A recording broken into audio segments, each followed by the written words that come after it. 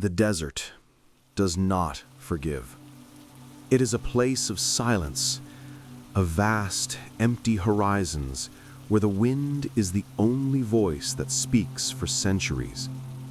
To the traveler, the desert is a barrier, a sea of heat and thirst that stretches on and on into the infinite. But long ago, in the deep canyons of what we now call Jordan, there were people who did not fear this silence. They were the Nabateans. They were the ghosts of the sand, the masters of the impossible. While others saw only desolation, they saw a sanctuary. While others saw a wasteland, they saw a canvas waiting for their chisels. Tonight, we will walk the path they walked. We will leave the noise of the modern world behind and step into the cool shadows of the sick. We are going to a place where time has stopped. A city carved not on the earth, but into it. Let the dry desert air fill your lungs, and let the weight of the day simply erode away. Scene, start. The mastery of water.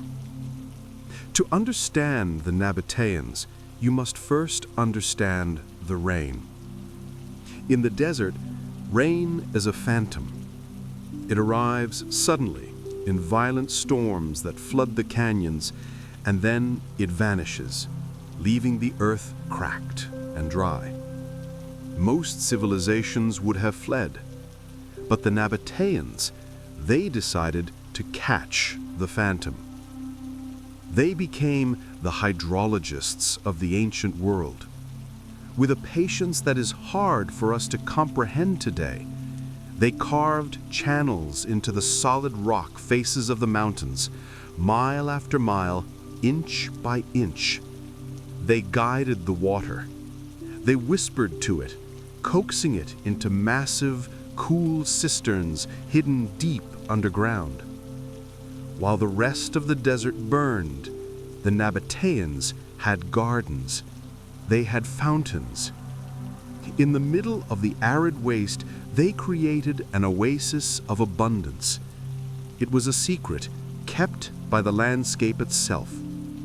If you did not know where to look, if you did not know the language of the rocks, you would die of thirst standing right above their reservoirs. This knowledge was their power. And with this power, they built Petra, the rose-red city. Imagine standing at the foot of a sheer sandstone cliff. The stone here is not gray or cold. It is alive with color. Bands of pink, apricot, and deep red swirling together like paint in water. They did not build with bricks. They did not stack stones. They carved. Starting from the very top of the cliff, floating on wooden scaffolds, they hammered away the mountain until a palace emerged. Think of the risk. Think of the artistry. One mistake, one slip of the chisel, and the stone is ruined forever. But they did not make mistakes. They created facades of impossible beauty, towering columns, intricate friezes, doorways that led into the cool, dark heart of the mountain. These were not just buildings, they were a statement. They said, "We are the Nabateans, we are the stone, and we will remain." Wealth flowed into Petra like the water in their channels. They controlled the incense road. The air in their streets would have been thick with the smell of the divine, frankincense, myrrh, cinnamon. Treasures from the deep south of Arabia destined for the temples of Rome and the palaces of Greece.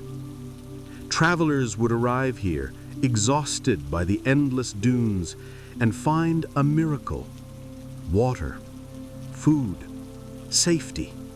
For a fee, of course. The Nabateans grew rich not by war, but by hospitality, by being the only safe harbor in a sea of sand. For centuries, the city hummed with life. The sound of Aramaic drifting on the breeze, the clinking of coins, the soft tread of camels. But time acts like the wind. It erodes everything eventually. The world changed. The Romans came, not with destruction, but with absorption. New routes opened across the sea. The camel caravans slowly stopped coming. The flow of gold dried up. The importance of the desert faded.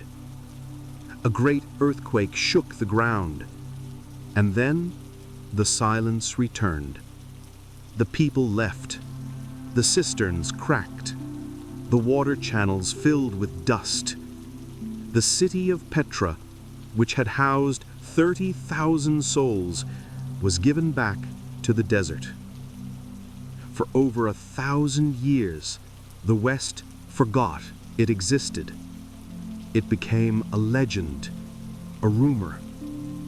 Bedouin tribes guarded the secret, living quietly in the tombs of kings, watching the sun rise and set over the empty grandeur.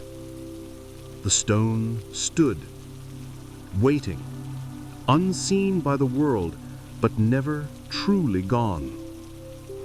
Until 1812, that a Swiss explorer, disguised as a local, walked down the sick.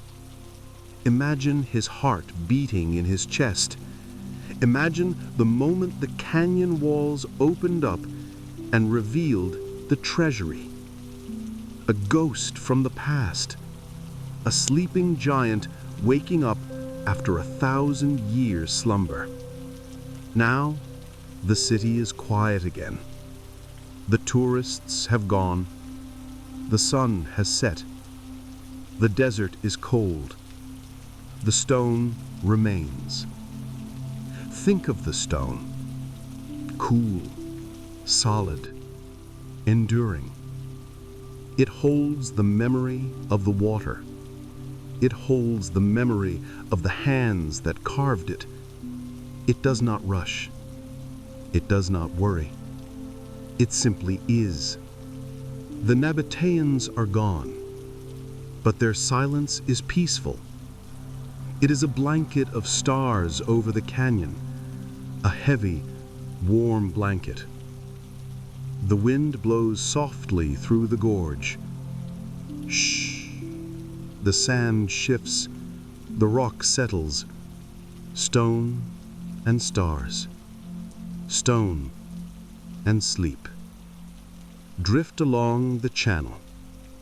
Drift into the quiet. The desert is sleeping now, and so are you. Good night.